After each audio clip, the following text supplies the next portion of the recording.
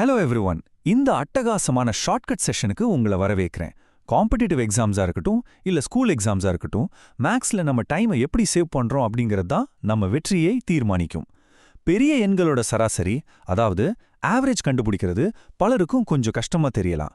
ஆனா இன்னைக்கு நாம பார்க்க போற இந்த எக்ஸ்பிளைனர்ல பெரிய மேக்ஸ் ப்ராப்ளம்ஸை எப்படி மின்னர் வேகத்துல சால்வ் பண்றதுன்னு தான் பார்க்க போறோம். சரியான ட்ரிக்ஸ் தெரிஞ்சா மேக்ஸ் எப்பவுமே ஒரு சுவாரஸ்யமான கேம் தான். சரி, வாங்க நேரா கான்செப்ட்குள்ள போலாம். எக்ஸாம்ஸ்ல அடிக்கடி கேட்கிற ரொம்பவே முக்கியமான ஒரு கேள்வி இதோ. முதல் 100 இயல் எண்களின் சராசரியை கண்டறியவும்.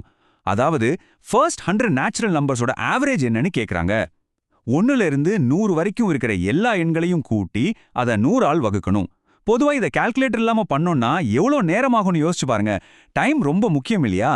இந்த ஒரு கேள்விக்காக நம்ம உட்காந்து டைமை வேஸ்ட் பண்ணக்கூடாது. அதுக்கு தான் ஒரு சூப்பரான ஷார்ட்கட் இருக்கு.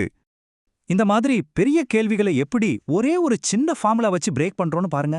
ஜஸ்ட் 3 ஸ்டெப்ஸ் தான்.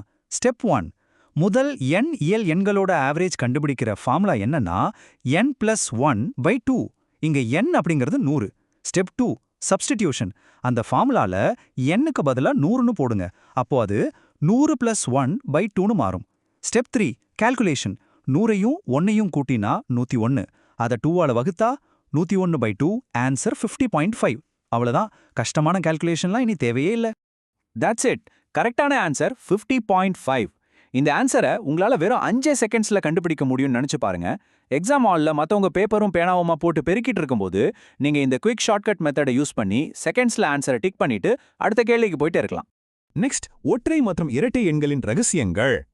இதுல ரொம்ப முக்கியமான பாயிண்ட் என்னன்னா, உங்ககிட்ட இருக்கிற மொத்த எண்களோட கவுண்ட், அதாவது அந்த எண் ஒற்றை படையா, அதாவது ஆட் நம்பரா இல்ல இரட்டை படையா, ஈவன் நம்பரா அப்படிங்கறத செக் பண்றது தான். ஒருவேளை எண் ஆட் நம்பரா இருந்தா அந்த சீரீஸோட ஆவரேஜ் வர எங்கேயும் இல்ல, கரெக்டா நடுவுல இருக்கிற அந்த மிடில் நம்பர் தான். ஒருவேளை எண் ஈவன் நம்பரா இருந்தா நடுவுல 2 எண்கள் வரும் இல்லையா, அந்த 2 எண்களையும் கூட்டி 2ஆல வகுத்தா என்ன வருமோ அதுதான் அந்த மொத்த சீரீஸோட ஆவரேஜ். உட்கார்ந்து ஒவ்வொரு நம்பரை ஆட் பண்ணிட்டு இருக்க வேண்டிய அவசியமே இல்ல. இப்ப நான் சொல்ல போற ஷார்ட்கட் ரொம்ப ரொம்ப பவர்ஃபுல். எண் அடுத்தடுத்த இரட்டை எண்கள், அதாவது ஈவன் நம்பர்ஸோட ஆவரேஜ் கேட்டாங்கன்னா அந்த எண் கூட 1 மட்டும் கூட்டிக்கோங்க. சிம்பிளா சொல்லணும்னா n+1. அதே போல எண் அடுத்தடுத்த ஒற்றை எண்கள், அதாவது ஆட் நம்பர்ஸோட ஆவரேஜ் கேட்டா நீங்க எந்த கால்குலேஷனுமே போட வேண்டாம், அந்த எண் தான் ஆன்சர். இப்போ முதல் 20 ஒற்றை எண்களோட சராசரி என்னன்னு கேட்டா ஆன்சர் 20 தான். இது எவ்வளோ ஈஸியான ஷார்ட்கட் பாத்தீங்களா? அடுத்து நம்ம பார்க்க போற டாபிக் வர்க்கங்களின் சராசரி, அதாவது ஆவரேஜ் ஆஃப் ஸ்கொயர்ஸ். இது கொஞ்சம் பாஸ் லெவல் கான்செப்ட். இந்த 2 ஃபார்முலாவையும் கொஞ்சம் கம்பேர் பண்ணி பாருங்க. இரட்டை எண்களோட வர்க்கங்களின் சராசரிக்கும் ஒற்றை எண்களோட வர்க்கங்களின் சராசரிக்கும் உள்ள வித்தியாசத்தை இது தெளிவா காட்டுது. ஈவன் நம்பர்ஸ்க்கு ஃபார்முலா n+1 × n+2/3. அதே ஆட் நம்பர்ஸ்க்கு ஃபார்முலா n × n+2/3. ரெண்டுக்கும் உள்ள ஒரே வித்தியாசம், ஈவன் நம்பர்ஸ் ஃபார்முலால ஒரு n+1 எக்ஸ்ட்ராவா வந்திருக்கும். இந்த சின்ன லாஜிக்கை மட்டும் ஞாபகம் வச்சுக்கிட்டா போதும், ஸ்கொயர்ஸ் ஆவரேஜ் கண்டுபிடிக்கிறது ரொம்பவே ஈஸி.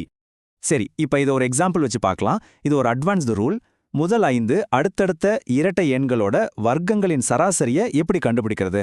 ஸ்டெப் 1, இதுக்கான ஃபார்முலா n × n+1 × 2n+1 / 3. இங்க n 5. ஸ்டெப் 2, சப்ஸ்டிட்யூட் பண்ணலாம். இது எப்படி மாறும்னா 5 × 5 + 1 × 2 × 5 + 1/3. ஸ்டெப் 3, கால்குலேட் பண்ணலாம். 5 × 6 × 11/3. மேல பெருக்குனா 330 வரும். அதை 3ஆல வகுத்தா கிடைக்கிற ஆன்சர் 110. எவ்வளோ பெரிய காம்ப்ளெக்ஸான கணக்கா இருந்தாலும் கன்ஃபியூஷனே இல்லாம ஈஸியா சால்வ் பண்ணலாம். ஃபைனலா உச்சங்களின் வித்தியாசம், அதாவது தி எக்ஸ்ட்ரீம்ஸ் டிஃபரன்ஸ்.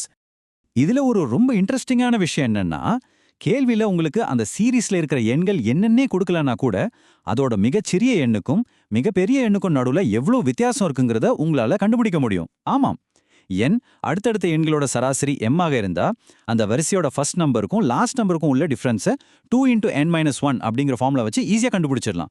தனித்தனியா நம்பர்ஸை கண்டுபிடிக்க வேண்டிய அவசியமே இல்ல. எக்ஸாம்ஸ்ல இது எவ்வளோ டைமை சேவ் பண்ணணும்னு யோசிச்சு பாருங்க.